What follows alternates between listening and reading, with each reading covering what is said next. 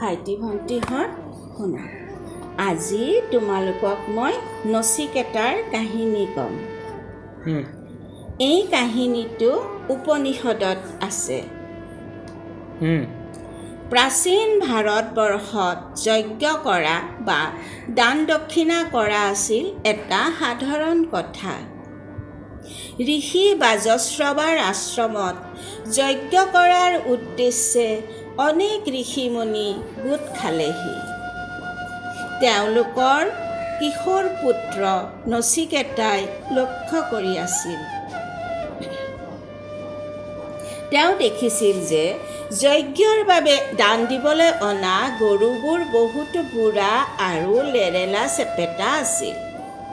নচিকেতাই ভাবিলে, দান কৰাৰ বাবে এটা পবিত্ৰ মন নাথাকিলে দান কৰিবই নালাগে।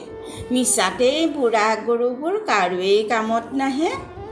কিন্তু সৰু ল'ৰা এটাৰ কথা কোনেও নুশুনিলে। তেতিয়া নচিকেতাই পিতৃক ক'লে, মোক ক'ত দান কৰিবা? ব্যস্ত পিতৃয়ে ক'লে, মই তোমাক মৃত্যুৰ ৰজা যমক দিম। দেউতাকে কথাষাৰ কোনো গুৰুত্ব সহকাৰে লোৱা নাছিল।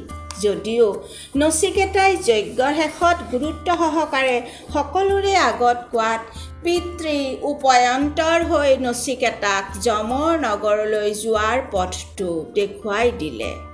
আৰু সেইমতে নচিকেতা যমৰ নগৰলৈ গৈ সোঁশৰীৰে আকৌ 3 দিন পাছত ঘূৰি আহিল। কাৰণ সেই 3 দিন যমৰাজ কিবা কাৰণত ৰাজ্যৰ বাহিৰত আছিল। 3 দিন পাছত যমে আহি এই সৰু বালকে একো নোখোৱাকৈ 3 দিন 3 ৰাতি অতিবাহিত কৰাত প্ৰসন্ন হৈ তেওঁক বৰ মাগিবলৈ ক'লে।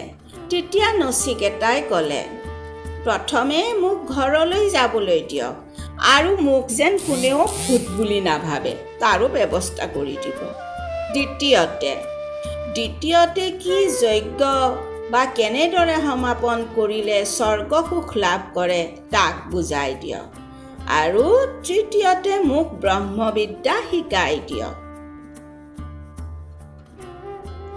যমে ৰজাই হ'ব বুলি ক'লে যদিও ব্ৰহ্মবিদ্যাৰ বিকল্প ল'বলৈ ক'লে। কিন্তু নচিকেতা দৃঢ় মনৰ আৰু আকুৰ গোজ হৈ লাগি থকা যমৰাজে কেনেদৰে যজ্ঞ কৰিব লাগে প্ৰণালী শিকাই দিলে আৰু ক'লে, সূৰ্য নাথাকিলে আমি একো বস্তুকে দেখা নাপাওঁ। আমাৰ চকুৰ দৃষ্টিত থকা খুঁটে সূৰ্যটো যেনেদৰে বেলেগ নকৰে, ঠিক তেনেদৰে আমাৰ শৰীৰ আৰু মনৰ বিভ্ৰান্তিও আমাক নিয়ন্ত্ৰিত কৰিব নোৱাৰে। শৰীৰ, মন আৰু বুদ্ধিৰ পৰা আত্মা স্বতন্ত্ৰ।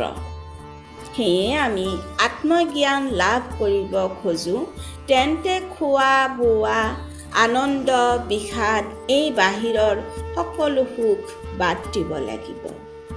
অন্তৰ্মুখী যাত্ৰাৰে আত্মজ্ঞান লাভ কৰিব পাৰি বুলি ক'লে। আৰু নচিকেতা সৰ্বগুণ সম্পন্ন হৈ যমনগৰীৰ পৰা সোঁশৰীৰে ঘূৰি আহিছিল। কাৰণ সত্য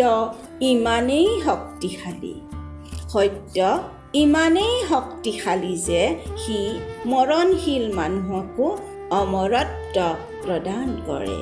সেয়ে কৈছোঁ, তোমালোকে সদায় সঁচা কথা ক'বা আৰু সত্যৰ পিনে অগ্ৰসৰ হ'বলৈ চেষ্টা কৰিবা।